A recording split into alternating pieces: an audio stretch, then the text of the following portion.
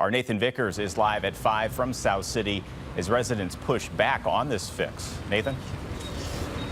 Well, there are 6 lanes of traffic between me and Tower Grove Park, and people in the neighborhood over here who want to go to the park say all this traffic moves way too fast. Now, I just got the walk signal, so I'm going to go ahead and cross the street now. One thing residents have been complaining about is actually the timing of the lights, and actually you'll see behind me there will be cars turning left at the same time that I have this walk signal to get across the lot.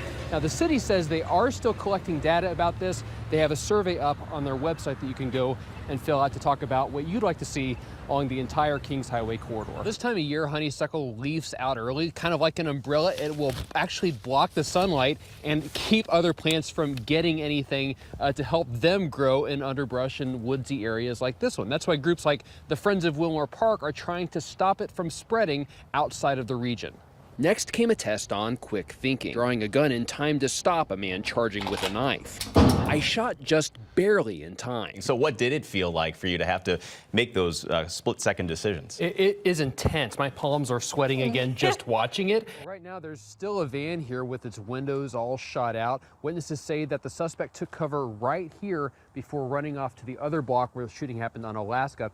One witness even took video of the chaos that followed this shooting. Right now, the evacuation has been cleared. That tank has actually been lifted off the ground, but Highway C is still closed, as are the roads leading up to where that crash site is. And throughout the day, it's been a pretty delicate and potentially dangerous situation for the volunteer firefighters and the EMS out here working on this crash. Every fire poses a danger, but on Monday, single-digit temperatures also left a layer of ice on the ground, a hazard that injured volunteers at 2 different locations. Mardi Gras has become a major economic event in St. Louis, bringing in thousands of out-of-town visitors to see floats like these. The Mardi Gras Foundation says the event generates more than $20 million in revenue. We've recently covered other concerns with this intersection, especially with the crosswalk that goes into Tower Grove Park.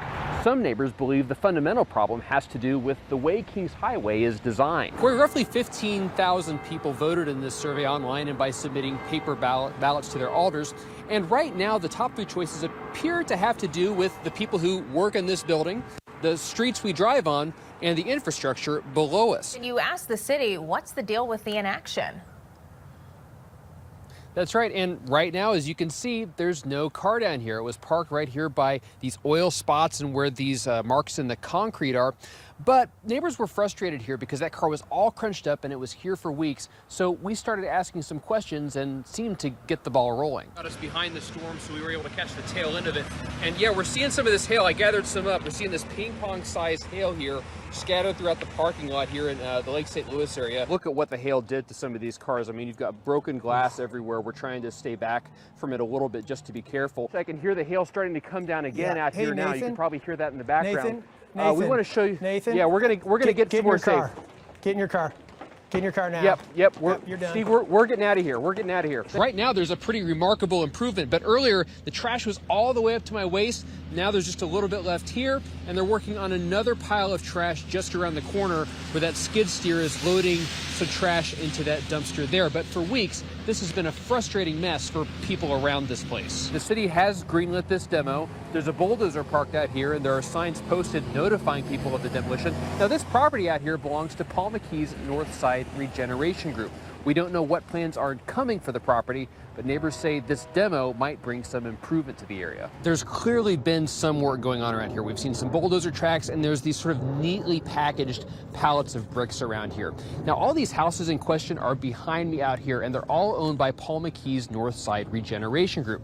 Now, McKee and his contractors say they didn't have anything to do with the work that was done out here, and now the city's investigating. It's been kind of a challenge keeping up with Maxie with my camera. He's moving at a pretty good pace, covering about 10 miles a day. But for him, it's not just about the pace. Totality of the eclipse will only last a few minutes, but people in Chester are hoping visitors will stay for a few days to check out local shops and businesses, maybe spending some time learning about the town's history or stopping to take a photo. Don't just come that one day. We want you to... If you have a hole punch or a colander or something like that, you can actually see this interesting phenomenon where the holes actually start to act as a pinhole camera, and you get these cool crescent shadows. I also wanted to show you this one. I thought, well, we'll just get kind of fancy here with the channel 4. So we'll see what happens with that number 4 as we go up. There you go. So in the news, you see people wearing their solar eclipse glasses, and all of that is part of the experience. But right now, the city says they're trying to make up lost ground from the stoppage. They've offered volunteer shifts this weekend and say they hope to have trash service caught up by the end of next week. If everything goes to plan, this will all be leveled about 6 months from now. And in the meantime, a lot of the stores here are starting to liquidate some of their things. Right here by what used to be the entrance to V-Stock and the Cheesecake Factory is now this heaping pile of debris where they started all this demolition work today. The bricks in this building are 150 years old, and Skate Librarian says they're still strong enough to support a new skate park. And they say they're starting to make progress toward that thanks to the structure of the church and to the community surrounding the nonprofit. The river crested at around 30 feet in St. Charles on Friday afternoon, but now it's started to recede. You can see this mud back here where it's dropped a few inches since then. And by this time tomorrow, it should drop close to another foot. Well, I brought a long selfie stick with me just to show you how deep the river's gotten here over the last few days. I'm gonna stick it down into the water here, and it's tapping right about there. The river's dropping, but still very high with strong currents. This section through downtown is still closed off to smaller recreational vessels. Sugar Creek is here at the bottom of this hill, so during that big downpour, the water just pooled up here on a couple of the different holes and even the driving range. In fact, they told me that the water was probably up to about waist level at one point, so there's mud everywhere. Right now, my thermometer says it's about 118 degrees, 117 degrees right there on the surface, and when it wafts up, you can sure feel it. It's not just about the weather this summer. Farmers are also dealing with increased fuel, labor, and packaging costs. But local vendors say you can still find a good deal if you know where to look. Central to our democracy is the nonpartisan election process that ensures fairness no matter who you're voting for. Each of these boats is about 40 feet long, and each team has 20 paddlers. But the most important member might be the drummer keeping a rhythm. We have this nice blank slate out here in this lot where those townhomes were just a few months ago.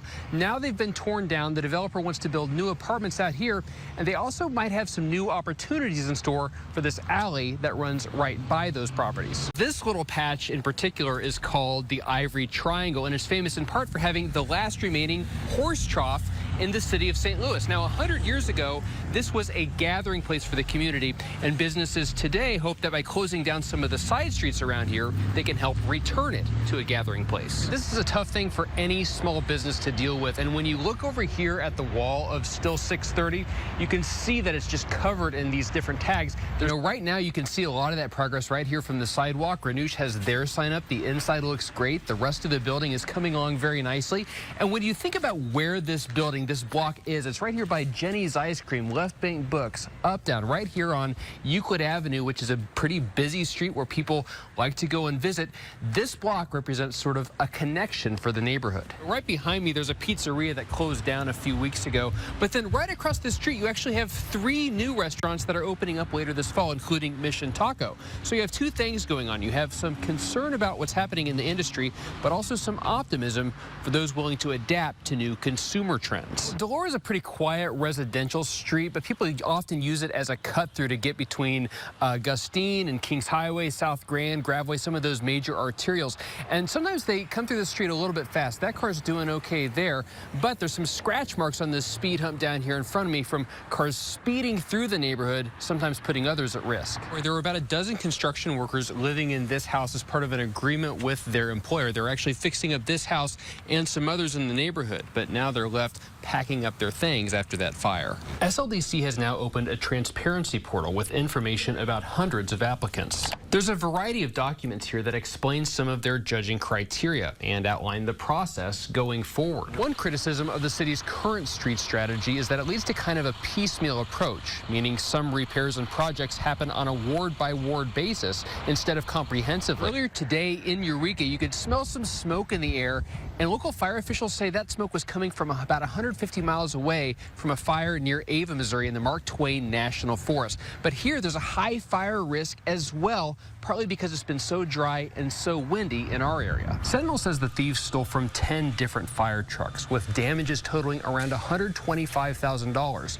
and leaving several local departments without life-saving equipment. Right now, the polls are technically closed in St. Louis. They closed at 4 o'clock today at some of the satellite locations for the city's early absentee, no excuse voting. But I want to show you what the things are like. So the line was so long at 4 o'clock, they went ahead and let people who were in line go ahead to cast their vote.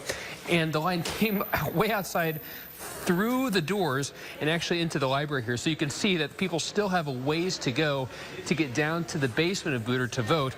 So for some people, it was a long and wet day waiting at the polls. We don't know exactly who's behind these signs yet, but we haven't seen anything new on the tower tonight. And I wanted to just take a minute to show you exactly what the setup might look like to do something like this. So someone who was using a projector much more powerful than the one that I've set up here, using the tower as a sort of canvas and turning this into this sort of helps them cut through the clutter of political advertising. Brookdale Farms is around 300 acres, and right now 250 of those acres are covered in water. And actually you can see back here where it's topping over the fence tonight.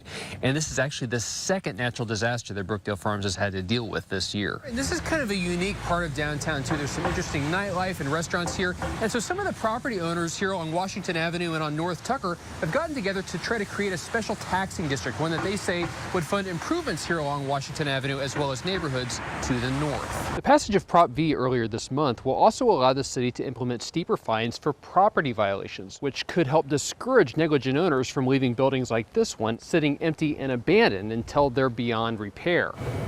That's right. And Turo is an increasingly popular app. They currently operate out of about 140 airports across the U.S., including Kansas City and Springfield, Missouri. And it works a little bit like Uber in that the cars available for rent are someone's personal vehicle. We went out to some neighborhoods that had these flyers posted on their doors warning people not to fire their guns in the air and to report people who they do see firing into the air. Now, police say that there's a new state statute on the books that might help them enforce that this year.